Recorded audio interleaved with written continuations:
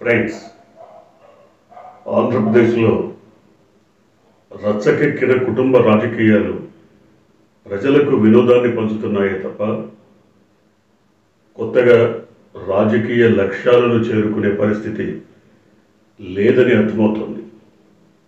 ముఖ్యంగా 2-3 దశాబ్దాల పాటు రాష్ట్ర రాజకీయ చరిత్రలో చెరిగిపోని శిలాక్షరంగా మిగిలిన రాజశేఖర్ రెడ్డి కుటుంబం నిట్ట నిలువుగా చీలిపోయి ఇవాళ రచ్చకెక్కి ఒకరినొకరు నిందించుకునే ఒక దౌర్భాగ్య పరిస్థితి ఏర్పడటానికి తెర వెనుక కారణం ఒక 40 ఏళ్ల రాజకీయ కురువృద్ధుడే అని దాదాపుగా అర్థమవుతుంది.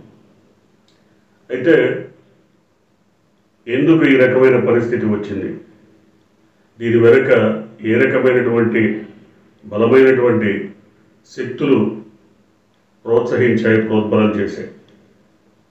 నిన్న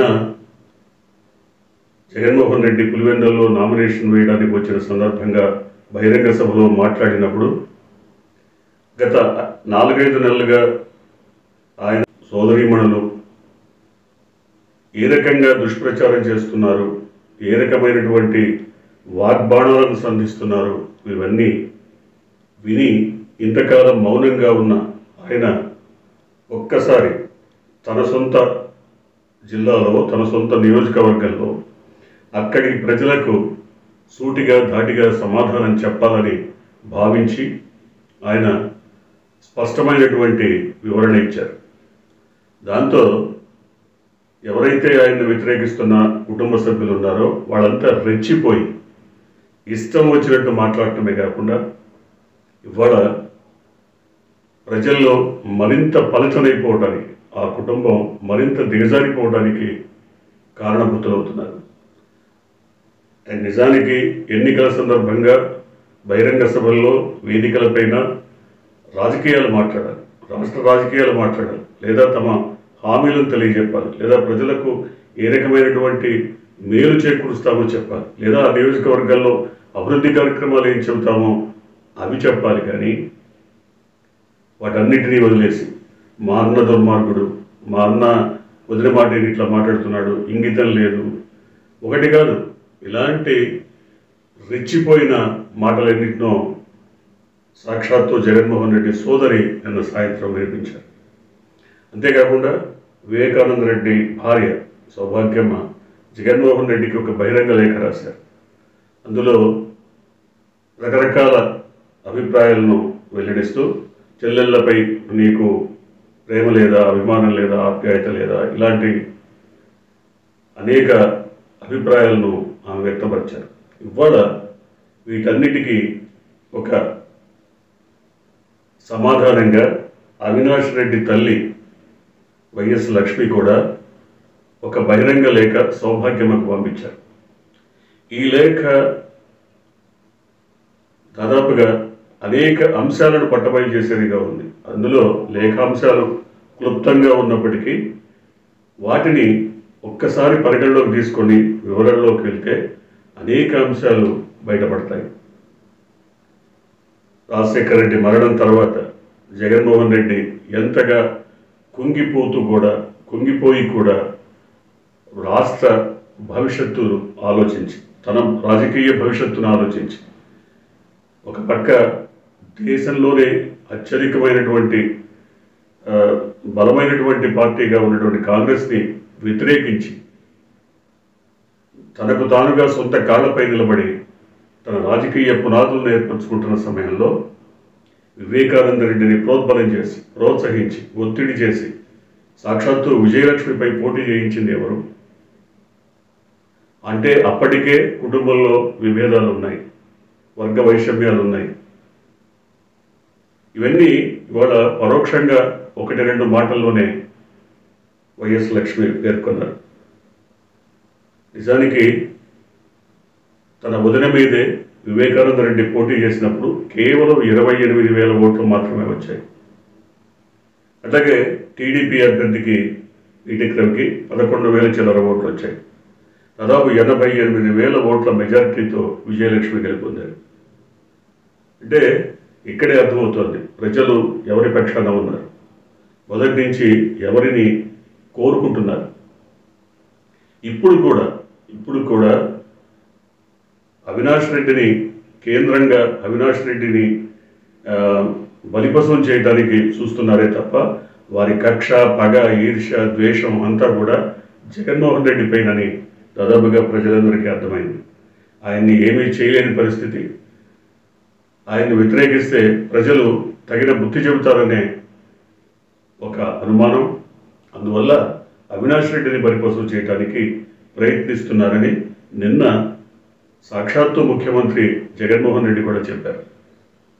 ఇది ఈ లేఖల పరంపర జనంలోకి వచ్చి రాజకీయాలు మాట్లాడాల్సింది పోయి కుటుంబ విషయాలని రచ్చగిచ్చి చర్చబెట్టి జనంలోనే చర్చించమని ఈ రకమైనటువంటి కుట్రపూరిత చర్యలకి పాల్పడుతున్నారు ఎవరు?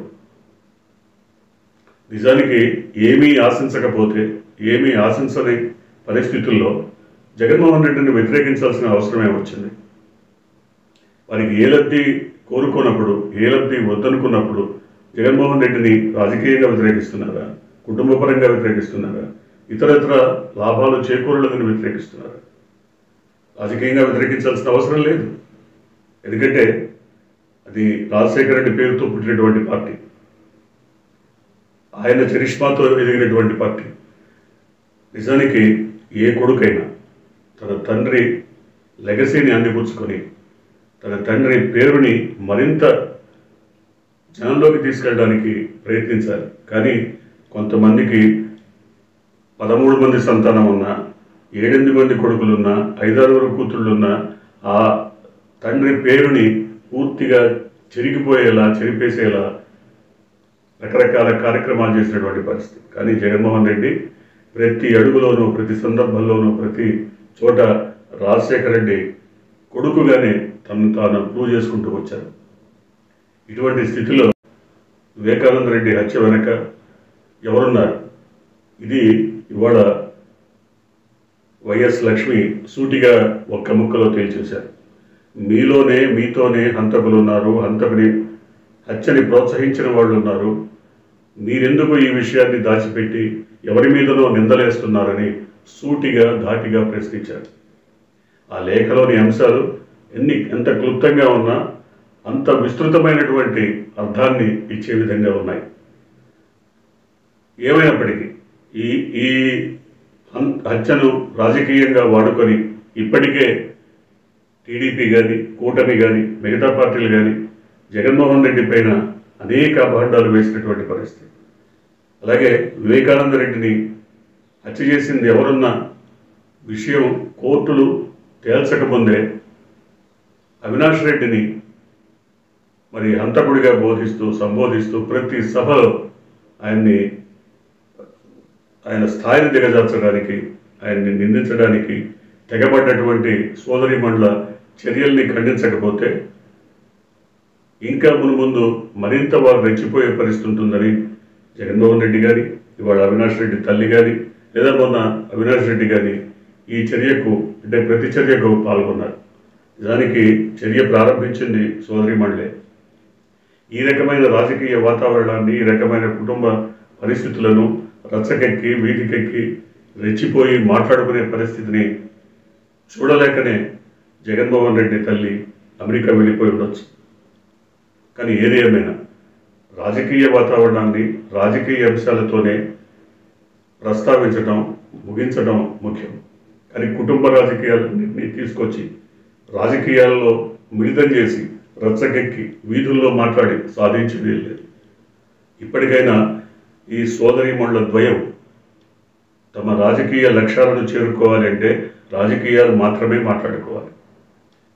ఎందుకంటే ఇప్పటికే పులివెందుల ప్రాంతంలో చాలామందిని ప్రశ్నించినప్పుడు వివేకానంద రెడ్డి రాజకీయ వారసత్వాన్ని ఆయన పెద్ద బావమరిది శివప్రకాష్ రెడ్డి, ఆయన ఆస్తుల వారసత్వాన్ని చిన్న బావమరిది అల్లుడు అయినటువంటి రాజశేఖర రెడ్డి కోరుకున్నారు తప్ప వివేకానంద రెడ్డి బాగోగులను, మంచి చెడ్డలను ఎవరూ పట్టించుకోలేదు. సాక్షాత్తు ఆయన భార్య కూడా ఆయన్ని దూరం పెట్టారన్న మాటలు వినపడ్డాయి.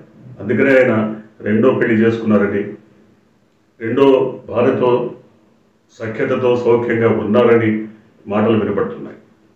వీటన్నిటినీ మరింత రచ్చ చేసుకొని ప్రజల్లో చులకనైపోయే కంటే ఎక్కడో అక్కడ వీటికి ఒక ముగింపు పలికితే ఆ కుటుంబానికి మరింత గౌరవం కలిగేటువంటి అవకాశం ఉంది. చూద్దాం ఏం జరగబోతుంది.